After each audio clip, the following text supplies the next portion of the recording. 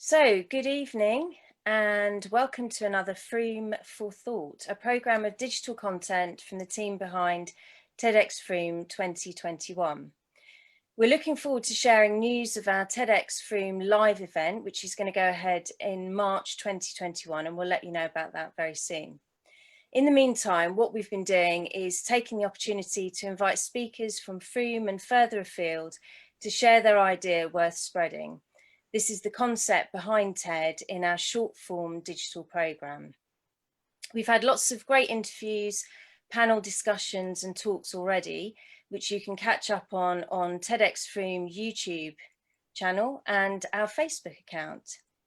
And it gives me great pleasure to welcome Linzi Martin. Hello. Hi. Hello. Hello. Hi. She's a writer, podcaster of Easy Like Sunday Mornings, mentor, originator of Pause Moments and Serenity Home Space. Her idea worth spreading is rethinking distraction and how it can be used positively. And I'm sure you'll all agree that this is something at the moment that's quite poignant for us all. So, Linzi, tell me, what's the difference between avoidance and distraction?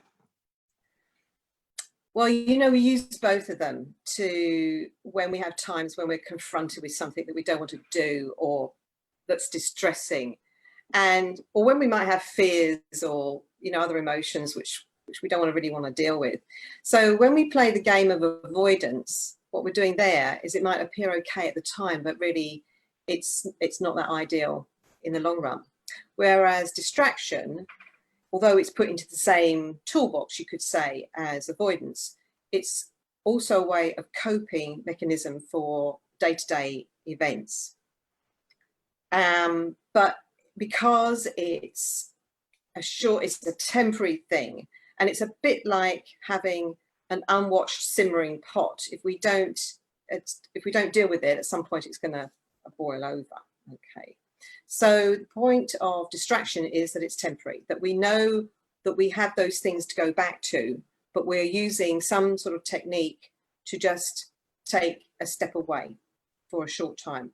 So the kind of thing is that we'd use distraction for is when it's something challenging mentally or physically for us in some way, when perhaps we're avoiding an emotion like fear. Also, it's useful when there's a transition from one activity to another. So for example, I know that you deal with mindfulness meditation. Yeah. Practice that, yeah. And so if you've got a busy day and then you can't just go straight into meditation, you have to have that transition period to process into that. So using a distraction could be something as easy as having a cup of tea or staring out the window. Is kind of like a moment of movement into the other thing.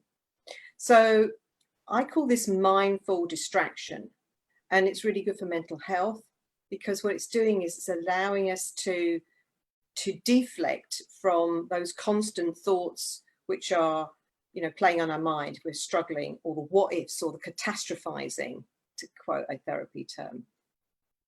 So I'd like to just tell you a story from my personal experience to illustrate the difference between distraction and avoidance.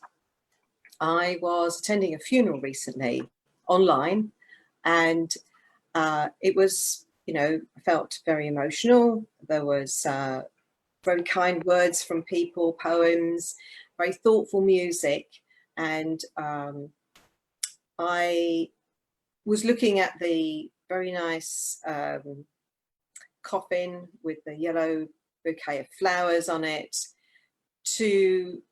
as part of the experience. So I was quite emotional about all this. And so my very soul welcomed this ritual, this ceremony that was going on to help me to soothe me through the process of actually the grieving. Now, if I'd used avoidance and just gone along and kind of like blocked off my emotions, just watched with almost a kind of complete distancing, unconnectedness, that really wouldn't have allowed the natural process of grieving and crying to be released. And so the thing is that people maybe not always aware of is that when we don't express our emotions, when we stuff them down, then they will go and having traumas and that sort of thing, they go into the body and at some point cause dis-ease. So it's better to use distraction than complete avoidance, because avoidance means we're just ignoring, stuffing down, and it'll likely come back and bite us in the bum at some point later on. Yeah, I mean, I can imagine, I mean, something like a funeral and grieving. I mean, I can remember emotions for me in those situations, and you let it kind of flow out, and then suddenly you're going, I've got to gather this back and get control, because you can actually hear yourself. Really, you think, oh no, this is going to get really loud, and because when you're, you know, allowing it to flow. So I suppose that could be a moment where I don't know, you maybe would want to distract yourself, possibly, to, I don't know, because of the situation you're in at a funeral where there's lots of people around you. I don't know, but I suppose, I mean, what do you find are the successful methods of distraction? I mean, you've mentioned sort of a cup of tea and staring out the window, and I like the idea of the staring out of the window, because I can connect with that, where you could just look at what's going on outside and then you can, you know, get on to the meditation side. But have you found anything else that's been really good? Oh yes, it was great, because actually knowing I've got this talk here, I went and really sat down and had a good think about some ideas. So I've got a list, so I'm just going to refer to that a little bit. So I'm sure I'm not alone about not being a person who can naturally just relax. Okay, I've had to really struggle over the years learning different techniques to help calm the mind, like qigong and pranayama, yogic breathing, and that sort of thing. So what I have found on the distraction, kind of the range of distractions, healthful distractions, mindful distractions. So this taking time to sit in the sunshine. It's also even going for a walk in the rain, and you know that feeling of the light raindrops on your eyelids, just things like that. Completely take your mind off, you know, what's going on. And you can, the other analogy, which I think is taken from probably Buddhist meditation, is to see our thoughts, all our thoughts, as clouds which are passing across the sky, and they'll pass out of view at some point. So I've used that find that quite useful as well. That's a nice one. I like that. Yeah, and when the other one that I actually use sometimes before going to bed, you know, it's kind of like a mind dump, if you like, is using my thoughts and putting them into some sort of carrier bag and putting that bag outside the building or across the street, anywhere away. Right. That's quite useful. Yeah, I like that one as well, because it's physical as well as an emotion. Yeah, I like that a lot. Yeah. So it's also the distraction I've used is to kind of break the spell of oh, you know, woe is me, or challenges or whatever, which I'm sure we all experience, all that insecurities that of course we're all going through at the moment, is to consider what's good in life. So the goodness in life. So I use the phrase, what's good in your day? I say that to myself, and I say that to other people sometimes, and it really stops people straight, because they used to hearing, oh, how are you? Oh, but what's good in your day? It's like, oh, gets them to really rethink. So it makes you think of gratitude and, you know, what you're grateful for as well. So that's, yeah. Absolutely. And you know, those things could be small or big, whatever's happening, really. But I also find that when I've got a larger problem, or to plan something out, to strategize and that sort of thing, that really going for a walk is a really perfect situation for me. And so, but it's not just any old walk, it's going for a walk. There's no agenda. I mean, sometimes we have to allow a certain amount of time for that activity because of just of life, but otherwise we can say, you know, as being timeless, no agenda, and just literally go around and look at nature, look at people, look at whatever is out there, literally smell the roses.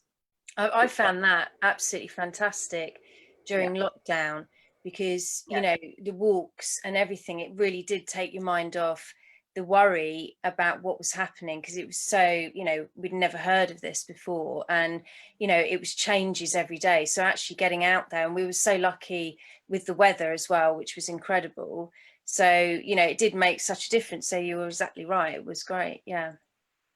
And that's the thing, it's it doesn't matter what the weather's like, because that's the whole point. It's like, it could be windy and we could feel the sense of the wind on our face or hair or wherever, whatever it is. But it is that dedicated time away where we're unengaged, you could say. Engaged, obviously, having to know where we're walking, but not engaged. And how I've described it is, it's like emptying the jigsaw pieces of our thoughts into the air, so they will come back in a more cohesive, making sense kind of way. Yeah. So like, you know, when we've got something to plan out, it's like, boom, it kind of seems to come back to settle. Yeah. And I mean, over the last few years, I kind of use many different techniques, and I've come to call them pause moments. So my distraction I call pause moments.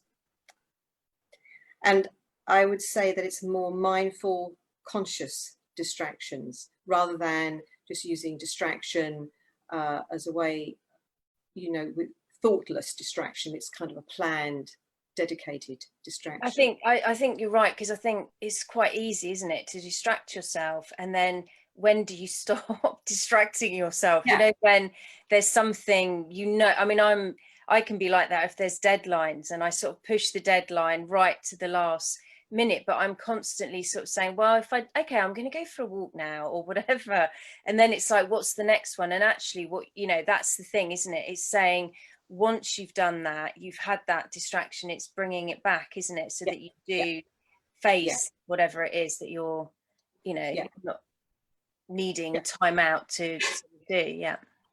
No, that's very much. And the other thing I wanted to bring in was about this idea that of endorphins.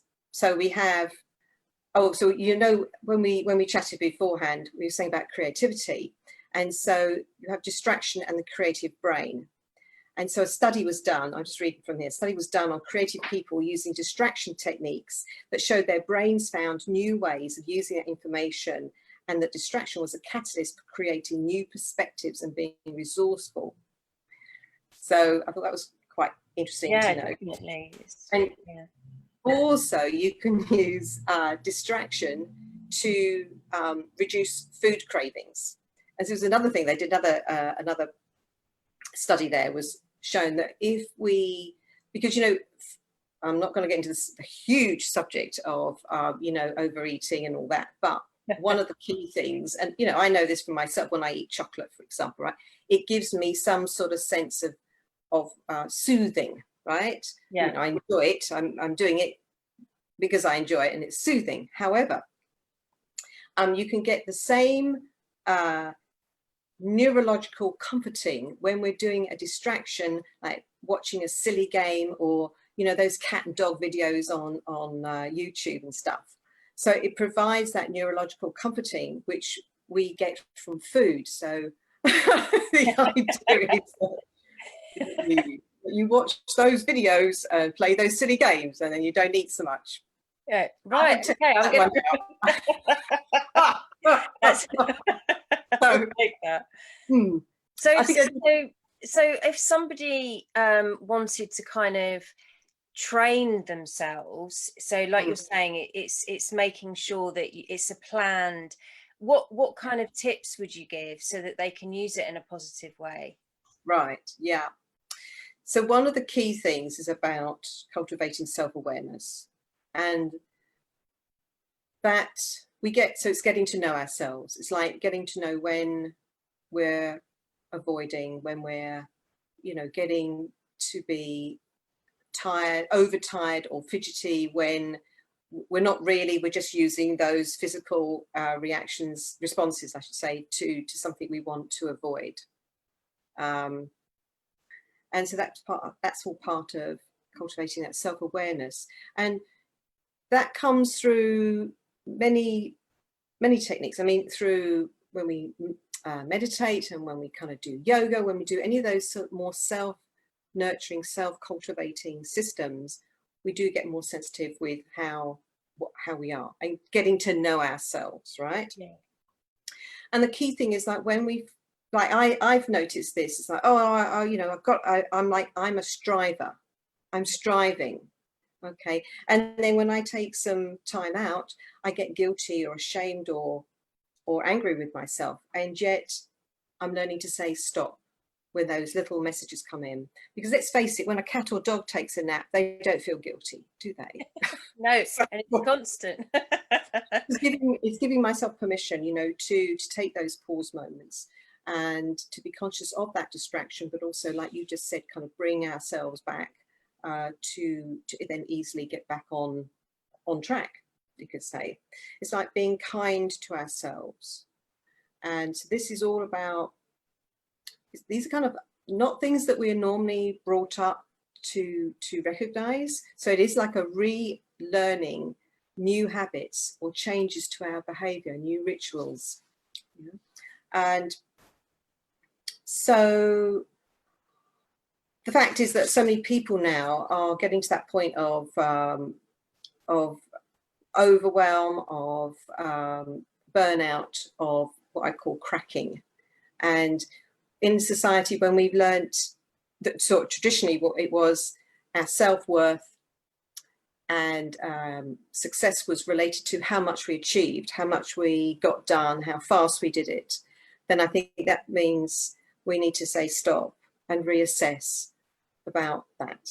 And so we've got all this trauma and, you know, coming into our lives with this, what's happened this year, and with the insecurity of life for a lot of people. Okay, so it's like stopping, checking with ourselves, being kind, and allowing ourselves permission to just take those moments to recalibrate, to be kind to ourselves. Yeah. I think it's really interesting what's happened this year, because a lot of people have been on the hamster wheel, or, you know, continually with work and working long hours, and then we've all been pushed, haven't we, to stop. And the fascinating thing, even with something as simple as getting your hair cut. I mean, you know, it's been almost a year for me, and I got it cut, and it's the first time, I think, for years and years and years and years, that it's been my own colour. And I haven't had it dyed, and I'm not on my own. You know, I think there's 3 or 4 friends of mine that have done the same. But, you know, you ordinarily, you wouldn't do that, because you would be too fearful of, well, fearful, but, you know, you wouldn't want to have that period of time when you don't have the colour done. But we've been pushed, haven't we, in certain ways. So your pause for moments, I think it has made everybody reassess. And I think, yeah, I think looking at and I think we don't often give ourselves time. We beat ourselves up that we have to carry on and carry on. And I think it's so important for everybody, isn't it, to have these moments and be kind to yourself first. Yeah. Then you can be kind to others, can't you?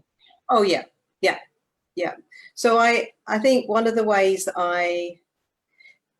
so we are all time pressured, right? And so I'd say a couple of short and easy things I would suggest to people is to just take 5 minutes, and to take 5 minutes and go for a walk in a changed environment. So, you know, obviously depending on where we are, it could be round the block, it could be down the bottom of the garden back, it could be I'm trying to think, you know, but up and down, if you're in an office block or something, it could be up and down the stairs. But having that 5 minutes where we're changing the environment that we're looking at, and to be fully focused on that movement, on that walking. And I've written here, the path unfolds as I walk and pause along the way. So when we take this time, it's, who knows, ideas come, you know, we feel more refreshed. There's that, and if you have got I'll say the luxury, that's not the right word, but if you are able to work from home, what I also use to a great extent is just taking a timed relaxation where I'm actually lying down, because lying down then allows the body to fully relax. And that's really useful when you know it could be 5 minutes, it could be, you know, 20 minutes, right? Because you know you've got that time. And you're saying about drawing ourselves back into, oh my God, how useful that is. So kind of a guided relaxation means I don't even have to work at that. So I found those were really useful things. Yeah, and it's about checking in with ourselves. And the other thing has just come to my mind, you say about, you know, you've got a family there, and, you know, we have kids, and sometimes there's like more than one person working from home. It's setting those boundaries, setting those time boundaries, and seeing how we can establish, right, this is my time for me to be at peace with myself. Like, basically, don't disturb me. Go away. Go away. Don't disturb me. This is my time. And I think that's another thing that's very important for us to acknowledge, and for everybody within that community, whether it's the family community or the work community. You know, I would love to see a day when people in a working environment were allowed to have their 15-minute relaxation break or work break. And this is not the tea break, this is like a place, a room to go and lie down. Oh, wouldn't that be? That would actually be marvelous, wouldn't it? And I think, as you say, the lying down, I think obviously if it's not practical in your working environment, fair enough. But I think, you know, if you are working from home, you maybe have more of a chance of getting that 5 minutes to lay down, and it does make a difference. It really does, doesn't it? I mean, I've done it for myself. I think, oh, I feel exhausted, and then, like you say, you can stretch out, and I think it's almost rebooting, isn't it? It's a bit like, you know, rebooting the computer back, so you're a bit more refreshed. So okay, well, Linzi, that 20 minutes has rushed by. It's gone so quickly. I mean, thank you so much. I hope, you know, everybody that's been listening in, and those that are going to listen in on YouTube and Facebook at a later stage, you know, sort of rethinks how they look after themselves, and takes those pause moments that you're suggesting, to, you know, have a better standard of life, really, isn't it? And working environment and everything. So thank you so much for joining us, Linzi Martin. Thank you. It was a real pleasure. So take care, and thank you, everybody. This was Food for Thought. Thanks very much. Bye-bye. Bye.